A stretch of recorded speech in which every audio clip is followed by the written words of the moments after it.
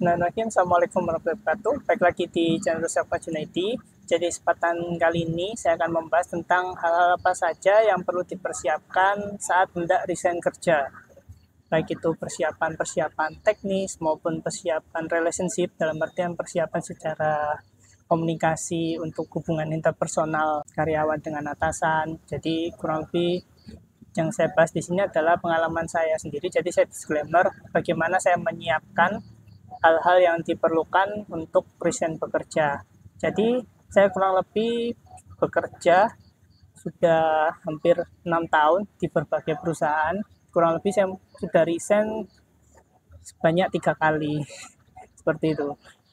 Jadi apa saja yang perlu dipersiapkan berdasarkan pengalaman saya ya. Walaupun pengalaman saya belum banyak, namun saya bisa sharing kepada teman-teman sebenarnya apa saja yang perlu dipersiapkan saat hendak resign. Jadi begini, resign ini sebenarnya sesuatu anugerah, namun juga bisa menjadi sebuah musibah apabila kita tidak mampu untuk memanagenya dengan baik. Tentu kalau di aturan undang-undang ketenagakerjaan, resign biasanya dilakukan itu sebulan sebelum kita mengundurkan diri. Dalam artian seperti ini, saya berencana resign di bulan depan, maka surat pengunduran diri saya sudah harus saya berikan kepada kepala HR ataupun direktur di tempat teman-teman bekerja, itu kurang lebih sebulan sebelumnya. Nah setelah itu, tentu sebelum mempersiapkan surat resign dan pengajuan resign, ada beberapa hal tips dari saya bagaimana resign ini supaya bisa berjalan smooth. Meskipun memang saya resign pun juga terkadang masih terdapat berbagai polemik ya di tempat saya bekerja. Namun yang menjadi perhatian saya yang pertama adalah sebelum kita resign tentunya kita harus menyelesaikan semua tanggungan ataupun hutang pekerjaan, beban pekerjaan kita ke tim yang berkaitan dengan pekerjaan kita di kantor. Jadi jangan sampai kita bekerja masih meninggalkan hutang pekerjaan buat teman-teman atau rekan-rekan kerja kita di satu kantor. Itu. Terus kemudian kedua adalah berusaha untuk memberikan yang terbaik di akhir atau di sisa waktu bekerja. Nah, di sini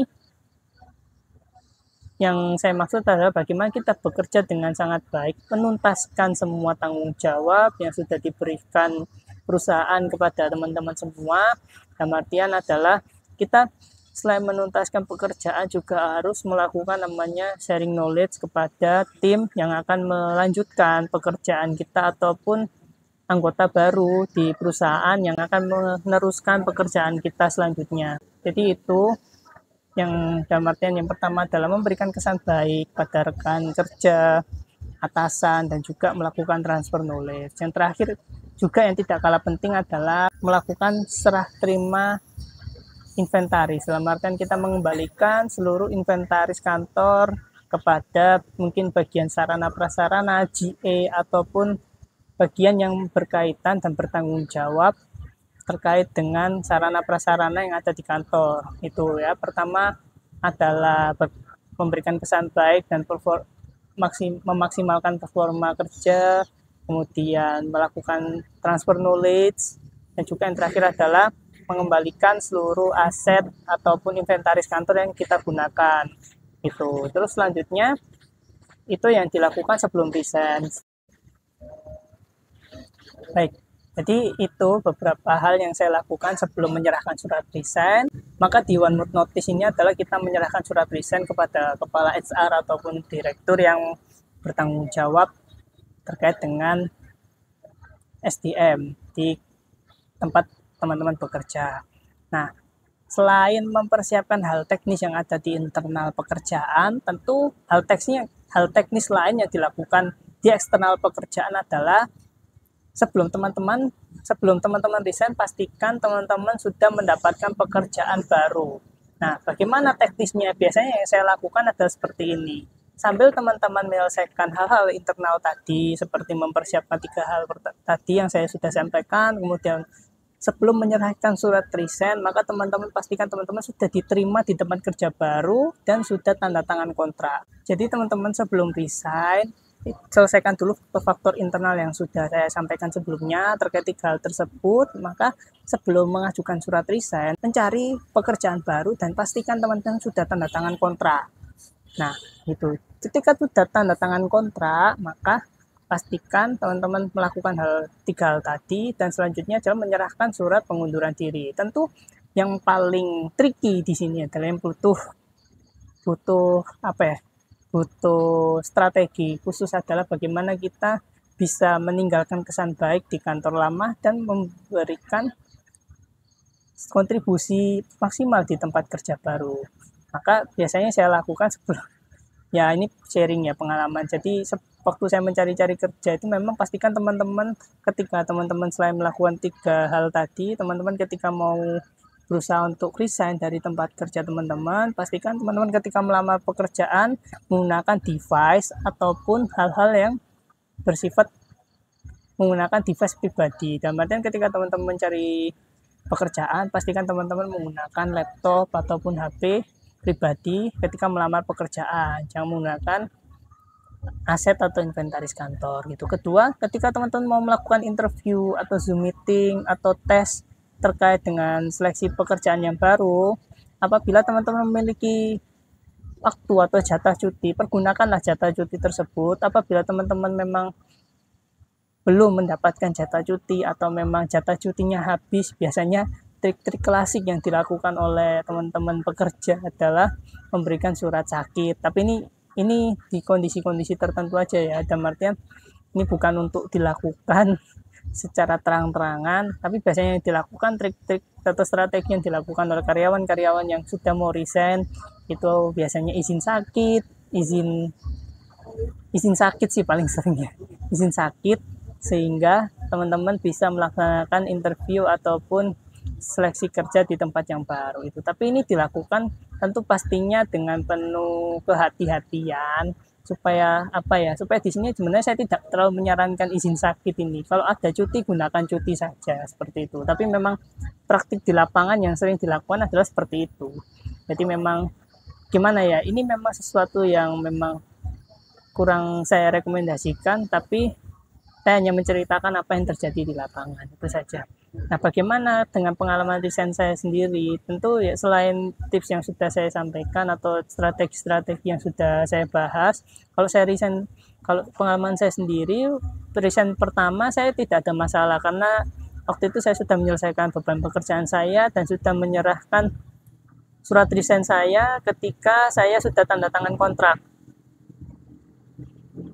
Jadi ketika mau resign, saya sudah tanda tangan kontrak dengan kantor baru dan juga tinggal menyelesaikan administrasi maupun beban pekerjaan yang ada di kantor lama.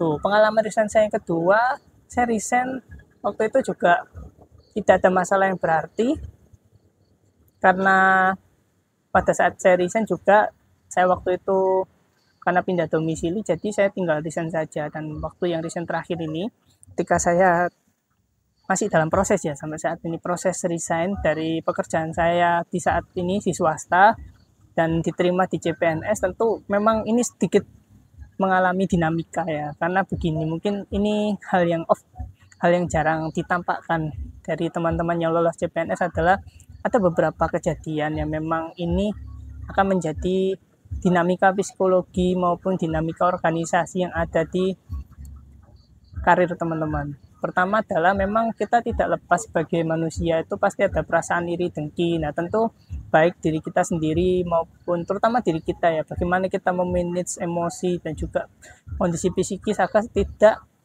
terpengaruh sedemikian rupa sehingga kita bertindak melakukan hal-hal yang sebenarnya tidak perlu. Itu. Kedua, kalau memang terjadi serangan atau secara verbal dan berbagai hal lain sifatnya sindir menyindir dan berbagai hal yang membuat teman-teman kurang nyaman di tempat kerja, sudah biarkan saja. Kenapa?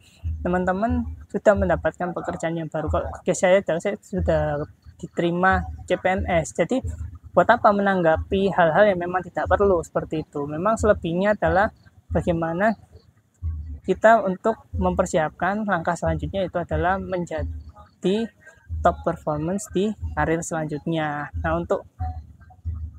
untuk terkait dengan bagaimana saya waktu itu mencuri-curi waktu ketika CPNS memang ya ada beberapa hal yang pengalaman saya memang kurang smooth, tapi waktu saya tes itu yang saya lakukan adalah ya memang cuti yang kalau masih bisa saya pakai cuti waktu itu, terus kemudian memang izin sakit tadi.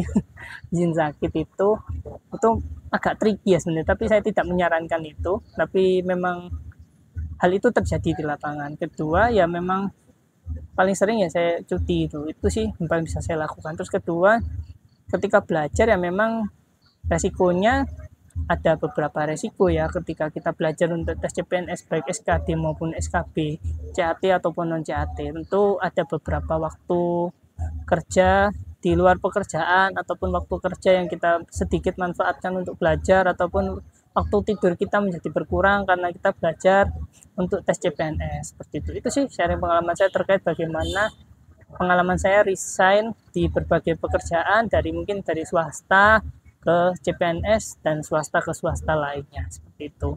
Kalau ada yang kurang tepat atau kurang berkenan dengan video ini, saya mohon maaf yang sebesar-besarnya. Namun yang saya sampaikan ini adalah hal-hal yang saya amati aja di lapangan seperti itu. Kalau ada pertanyaan ataupun komentar terkait dengan pengalaman teman-teman selama teman-teman bekerja kemudian desain ke tempat yang baru, bisa share di kolom komentar. Terima kasih. Assalamualaikum warahmatullahi wabarakatuh.